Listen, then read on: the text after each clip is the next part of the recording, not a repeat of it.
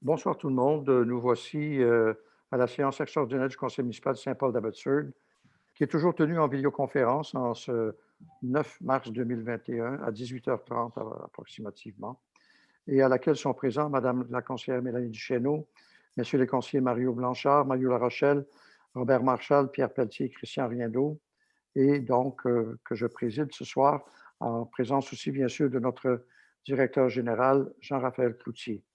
Alors, on va aller tout de suite de l'avant. C'est une courte session et la première chose qu'on a à faire, c'est la renonciation à l'avis de convocation que je vais lire. Conformément à l'article 153 et 157 du Code municipal du Québec, les membres du Conseil de la municipalité de Saint-Paul-d'Abbotsford étant tous présents par téléconférence le 9 mars 2021 à 18h30 renoncent à l'avis de convocation prévu pour la tenue de la présente séance extraordinaire. Le directeur général dépose le document de renonciation à l'avis de convocation. Alors ça étant fait, on peut passer à l'adoption de l'ordre du jour. Il est proposé par résolu que le Conseil municipal de Saint-Paul-d'Abbotsford adopte l'ordre du jour tel que déposé. Alors, qui propose? Pierre. Pierre Pelletier propose. On vote là-dessus? À l'unanimité. Alors, maintenant, on passe justement à l'essentiel de la raison de notre séance extraordinaire, c'est celui du programme d'aide à la voirie locale, l'accélération des infrastructures sur les réseaux routiers locaux, le programme AIRRL sur le Petit Rang Saint-Charles.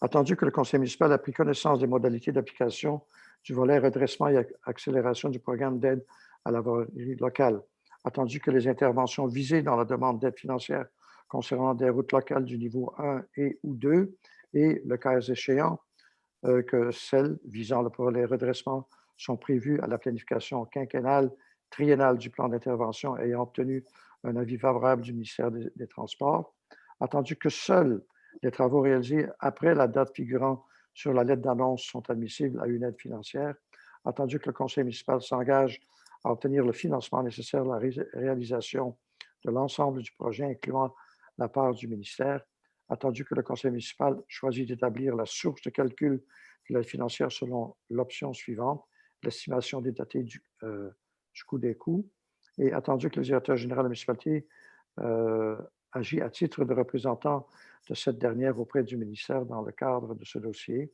attendu que la municipalité mandate la firme Tetra Tech QI Inc.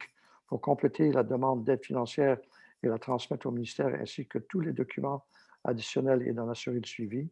En conséquence, il est proposé par et résolu que le conseil municipal autorise la présentation d'une demande d'aide financière pour les travaux admissibles, confirme son engagement à faire réaliser les travaux selon les modalités d'application en vigueur et reconnaît qu'en cas de non-respect de celle-ci, l'aide financière sera résiliée. Alors, proposé par... Hausse. Alors, Bob Marshall, tu... Oui. Alors, proposé par Bob Marshall, on vote là-dessus? Très bien. Alors, tout simplement dire aux citoyens qui nous suivent sur vidéoconférence que cet exercice est important pour nous pour avoir notre dossier en haut de la pile, pour ne pas être oublié par le ministère. Donc, on est toujours prêt pour pouvoir envisager tous nos travaux de la voirie et en particulier sur nos rangs comme on a fait pendant l'année 2020. Alors, je passe maintenant à la période de questions. Y a-t-il des questions, Jean-Raphaël? Non, aucune question. Aucune question.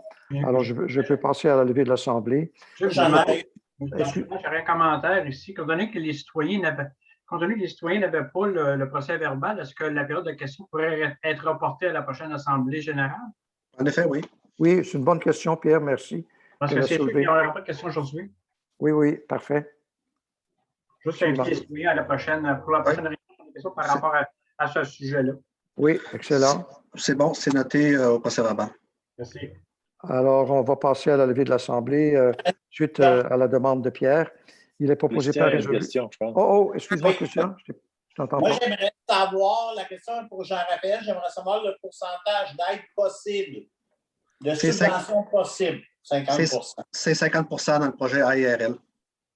OK. Des estimations de l'ingénieur.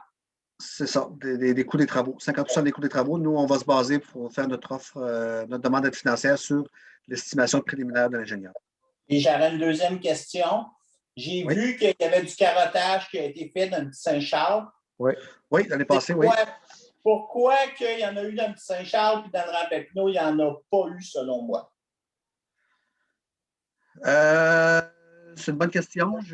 C'est parce qu'on avait plus de temps, Christian. C'est que dans le Rang-Papineau, on avait fait notre application puis on avait eu le feu vert là, du ministère, tandis que le carottage, on l'a fait l'année passée dans le Rang-Papineau. OK. Bon, parfait. Juste pour compléter, M. Marchal aussi, ce n'est pas le même programme de subvention. Le projet RIRL, il y avait une démarche qui avait été faite quand même avec la MRC Rouville, à l'ensemble de la MRC, pour l'analyse des secteurs, l'analyse des rangs qui sont admissibles aux subventions. Puis nous, c'est quand même un autre volet, en fait, qu'on vient exploiter là, dans cette subvention-ci, dans ces travaux. Et ce programme-là n'exigeait pas le carottage, vu que l'évaluation a été faite par le MTQ. En fait, juste pour préciser également, le carottage vient nous dire un peu dicter quel type de sol qu'on a en dessous pour pouvoir également évaluer notre stratégie. Est-ce qu'on y va en surfaçage? Est-ce qu'on y va plus en profondeur, tel que le pavage? C'est un peu pour ça qu'on voulait voir un peu le type de sol qu'il y a en dessous du petit Rang-Saint-Charles. C'est ça. Bien, merci pour ces bonnes questions. Est-ce qu'il y en a d'autres avant que je lève l'Assemblée? Non. Ça va? OK. Levé de l'Assemblée, il est proposé par résolu que la séance régulière extraordinaire, il faut écrire, du Conseil municipal de la municipalité de Saint-Paul soit levée à 18h40. Il faudrait changer, Jean-Raphaël, régulière du Conseil extraordinaire. Oui. Donc, on vote là-dessus. Proposé par Christian. Mario Larochelle, j'ai vu sa main en premier. Christian, excuse. Alors, on vote là-dessus. Très bien. Alors, ceci est la fin de la session extraordinaire du 9 mars 2021.